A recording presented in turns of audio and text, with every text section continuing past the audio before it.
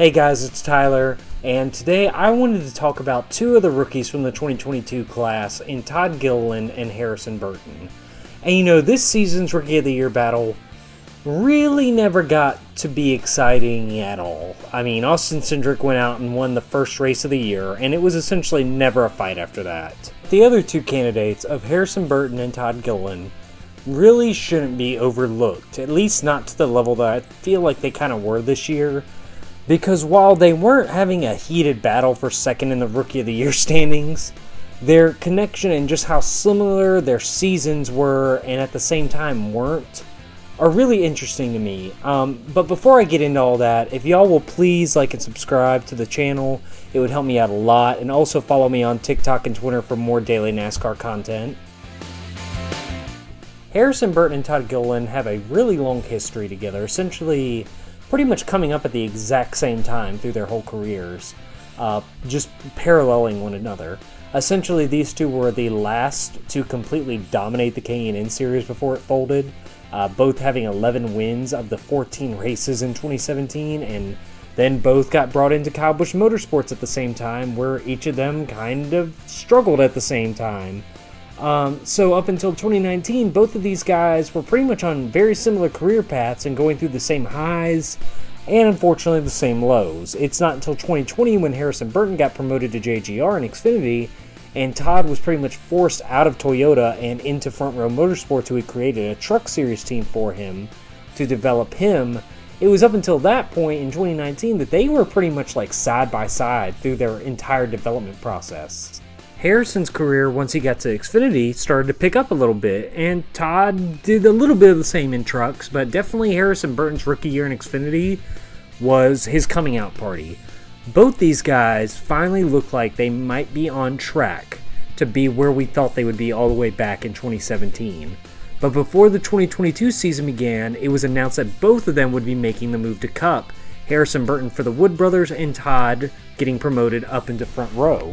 And whenever I first heard that they were moving up, I wasn't really overjoyed over it, since Harrison was coming off a sophomore slump year in Xfinity, and Todd really had never even raced in the Xfinity series. He was jumping straight from trucks to Cup, something that I've talked about before I don't really 100% believe in. Neither of these guys should have been thinking about Cup yet, in my opinion. But I was really more perplexed by Harrison Burton's decision to leave Toyota and jump over to Ford with the Wood Brothers.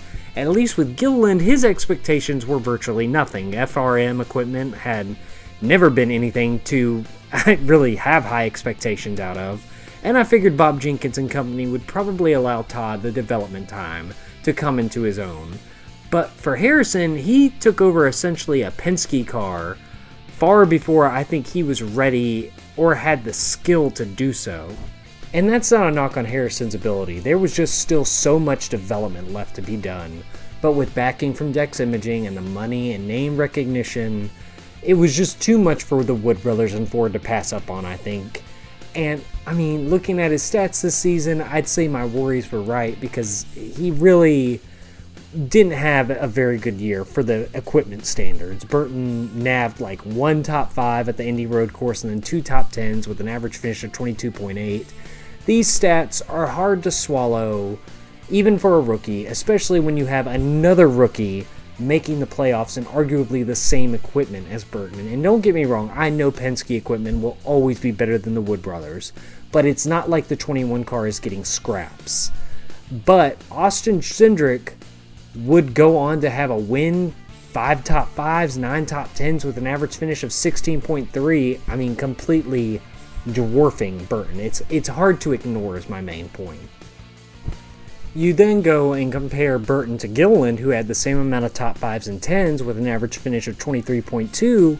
It doesn't get much better, because while FRM equipment was better this year in 2022, it still wasn't on the same level as Wood Brothers equipment. Michael McDowell, being a veteran driving for FRM equipment, actually had a slightly worse average finish than Austin Cindric, a rookie in Penske equipment. Which, if you assume Cindric is the weakest link of the Penske guys, I feel like that's pretty telling of just how much faster and more prepared Penske is. So you look at Todd Gilliland, who essentially had no expectations coming into the season and somehow exceeded them, because I really expected this to be maybe another Matt Tifft, Anthony Alfredo situation, just musical chairs with the 38 car. But Todd had solid runs in the car and only ended with like 5 DNFs on the season.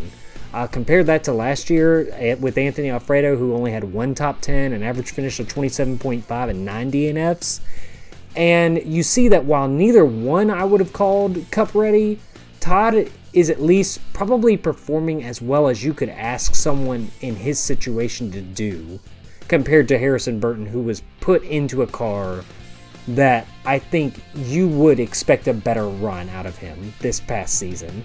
You look at Harrison on the other hand, and he's getting completely outshined by his pseudo-teammate in Austin Cindric, and even outshined by the 2021 Wood Brothers driver Matt DiBenedetto, who was released for a lack of performance, and he brought home 3 top 5s and 9 top 10s on an average finish of 16.9 the previous year. And listen, I know it's not fair to compare Harrison to Austin Cindric driving Penske equipment, or comparing him to a 29-year-old with 200 Cup starts prior to 2021.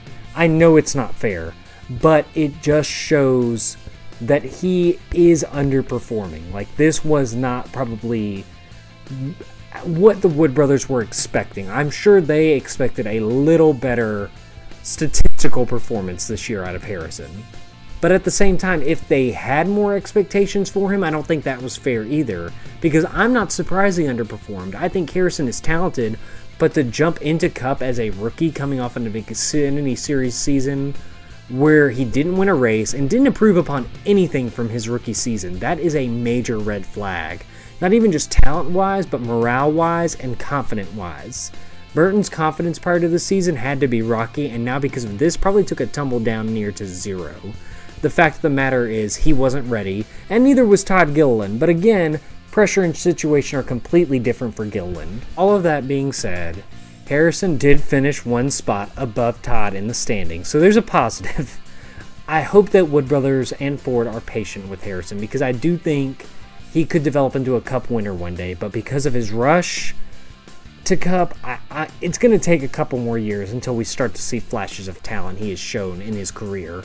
But Harrison and Todd's career parallels to this point have been really interesting to watch, and I'll doubt they'll be ending anytime soon. I think we can expect improvement out of both of them in 2023, but I'm not going to predict like a playoff contention. What I'd like to see out of Harrison is maybe start to inch closer to putting up Matty D numbers. Maybe we won't get there in 2023, but positive gains. Maybe he has a race next year where he just randomly is running in the top 10 all day. And I think Todd honestly will outperform Harrison in 2023. I think FRM is only going to continue to get better, and I think Todd has a lot more confidence heading into next year. And while it won't be a drastic improvement, I could see 5 to 10 top 10s for Todd and just continue to grow at a steady rate. But what do you guys think? Should these two have stayed out of the Cup Series for a couple more years, or do you think they made the right call? Tell me what you think in the comments, and I hope you all have a great day.